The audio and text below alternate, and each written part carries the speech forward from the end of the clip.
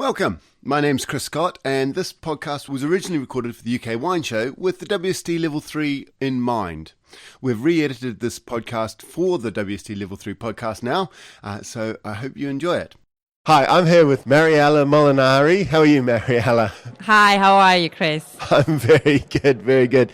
You're the assistant winemaker at Catena, is that right? That's correct. Fantastic. Catena is one of the wineries I really like, and some of your wines we do in our tastings, and they, particularly your Cabernet Sauvignon, Catena Cabernet Sauvignon, it's rates in the top 5 consistently of all our wines that we taste with people, so it's a very popular wine. Well, thank you. I know you guys are doing something right. But what we're going to talk about today is Catena is, your vineyards are quite high in altitude, and you guys have been sort of leading the way in research into those sort of effects in Argentina, and hopefully we can talk a wee bit about them, but do you want to just give us an overview of Catena first? Yes, well, that's correct what you're saying. Well, Nicolás Catena, it's, Catena in general, the winery, you're talking about 3 and 4 generations making wine, and it wasn't until the 3rd generation, which is Nicolás Catena, who made the whole change in terms of the direction where the winemaking and the winery was going. And the change basically comes when he wants to really focus on producing premium wines. He wanted to show the world that Catena in Argentina was able to produce premium wines that could be tasted and compared with any wine in the world. So in the 80s, we start to do a lot of research. As you know, in Argentina, Mendoza, it's really a desert. So most of the vineyards, most of the plantations you find in the lower side, which is pretty warm. Mm-hmm. Since we need to irrigate because it's really a desert, we don't get any rain at all. We needed to use the water that came from rivers to irrigate our vineyards.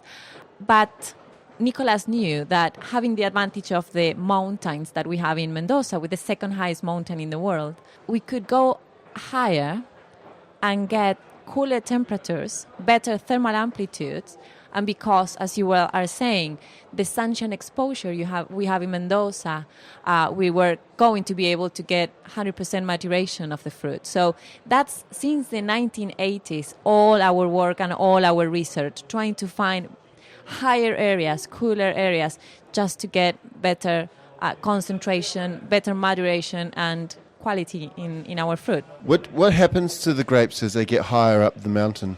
Well, what happens is you start to get, specifically in Mendoza, you start to get cooler temperatures during the day, mm-hmm. but also cooler temperatures during the night. It's very important for a plant to not get over, during the day, in the maturation time, over 31, 32 degrees Celsius, because otherwise the plant shuts down, and the process exactly stops. But over there, the temperature never goes up that. So the plant really works nicely through the whole day. And also during the night, the temperature drops until sometimes 6 degrees Celsius. So that helps to slow down all the process of respiration. So the plant kind of rests and is able to keep working the following day. So that allows us to have longer maturation time, longer hang time. That means much more concentration and production, not only of sugar, but the other components that are most important for us, which are the flavors, the aromas, and the polyphenols, of course. They're the flavors. Flavonoids or flavors, they're just a grouping of polyphenols. Exactly. But there are other chemicals out of polyphenols, like your tannins. Exactly. And the color, the tannins. And also there's some chemicals some people relate to being quite healthy, things like resveratrol, or there's other ones, procyanidin, I think is another one. Well, there is a pool of polyphenols that are antioxidants. Mm-hmm. One of those is resveratrol. And as you all were saying, at Catena Zapata, because we have our research and development department, we're doing lots and different experimentations in the vineyards, but also at the winery. And one of those is we're doing a lot of work with Malbec. Mm-hmm. And we have found that the concentration of resveratrol, this important antioxidant, is very, very high in our Malbecs from cold climate areas. Oh, okay. I've read some studies that sort of said, if you drink enough resveratrol, you'll live longer, but you need to, if it was in red wine terms, you'd need to drink something like 1,000 litres a day of wine or something like that. Exactly. I did an interview with a guy called Professor Roger Corder. Yes. He wrote a book called The Wine Diet. He said that he's a big man, not so much in resveratrol, but more the procyanidine type chemicals and those antioxidants there. Mm-hmm. And he seemed to think that your Cabernet Sauvignon had the highest levels of procyanidines that he had seen or recorded or measured in a wine. Yeah, the Malbec. The Malbec was the one. Yeah, Laura Catena, who is the daughter of Nicolas, who is really a very important player at the winery. Her background is a doctor. She's a doctor, and she studied in the United States. And Medical doctor. Yes, a medical doctor. And she has done all this research and work along with Dr. Corder.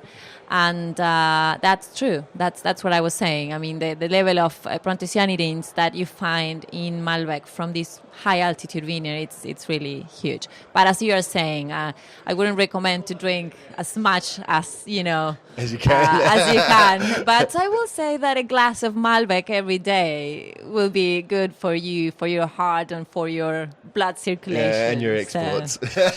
As well. What about...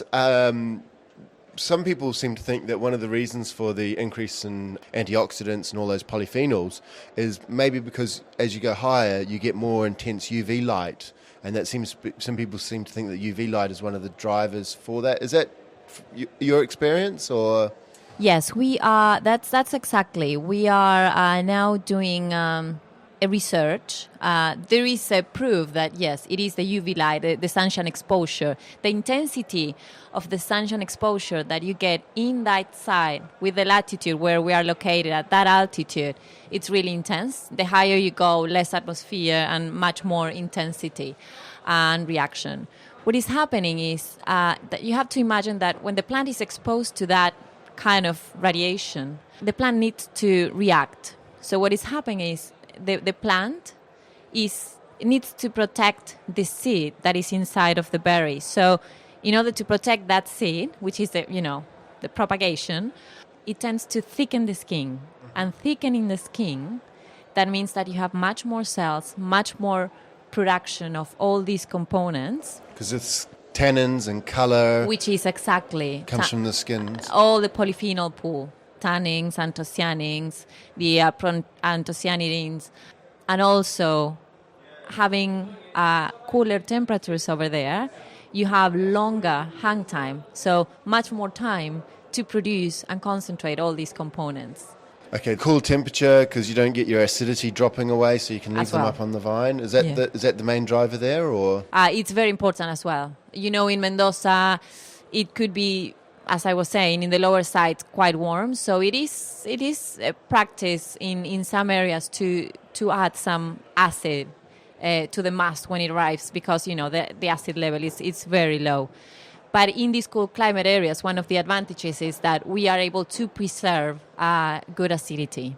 So you don't need any adjustment? You don't need to add or adjust at all. Because there's two things going on when a grape ripens. You've got the flavor ripeness, but you've also got the sugar-acid balance changing as well. Exactly. And the thing what is going on is, just being a little bit of technical, when the temperature drops so much during the night, what is happening is the photorespiration process. And during this process, one of the first components that the plant uses to do the process is acids, or the acidity, malic acid, tartaric acid.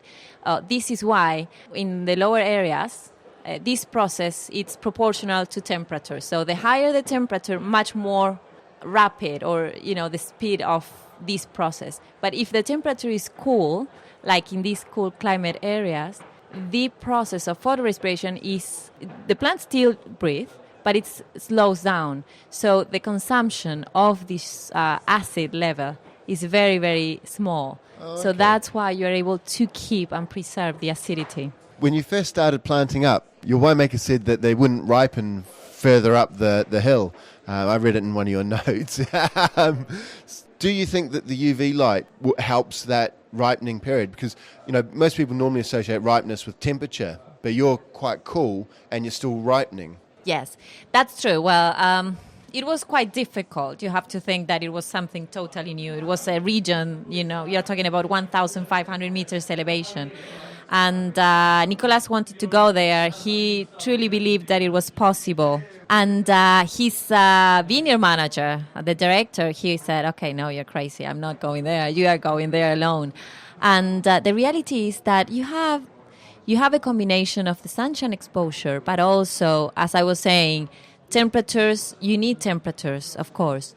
And you get, in the ripening months, you get 30 degrees, 28, 29. So you get good temperatures to get to the ripening season. Do you leave them on the vine a lot longer than maybe in the warmer areas? Well, the thing is that all the process starts later than in the lower regions. Probably, yes, you leave 15 or a week more than in the other areas. Well, just talk a wee bit about the wines that you guys produce, because you're doing, I think it was described in your literature as altitude blending or microclimate blending, where you're blending from different altitudes to try and increase the complexity in your wine. Yes. Can you just touch on that for a wee bit? Yes. Well, all the research that we've done through all these years and still do, we have planted different vineyards, starting from 860 meters elevation up to 1,500 meters elevation.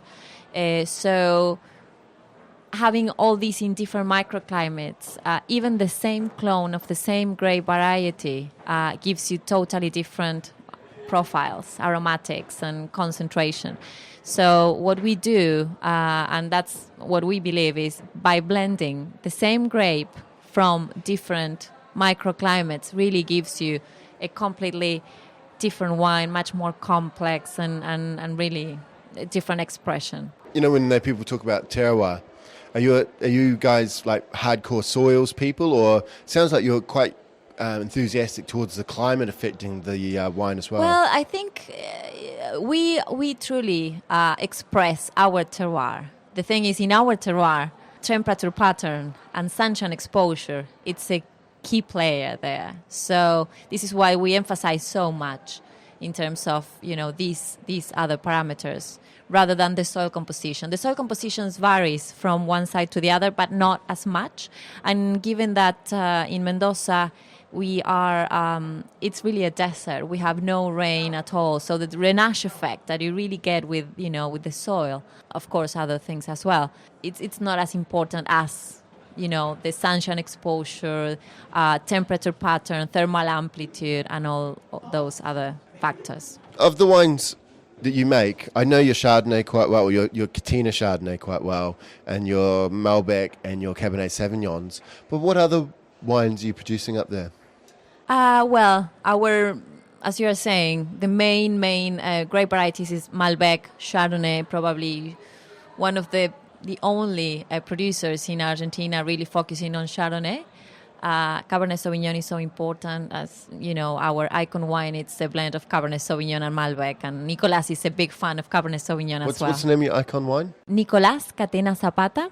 But also we are producing Bonarda, which is an Italian grape variety that does very well. We have very old Bonardas planted in the east side, in the lower side. And Bonarda, it's very different from the other grape varieties. All these things that I've been telling you about, cool climate, and well, with Bonarda it doesn't really work because the physiological cycle of Bonarda is quite long. So it won't ripen if you get Bonarda too high. So it really likes the lower side. And it's beautiful. I really recommend to try Bonarda. It's very different, but it's a great variety.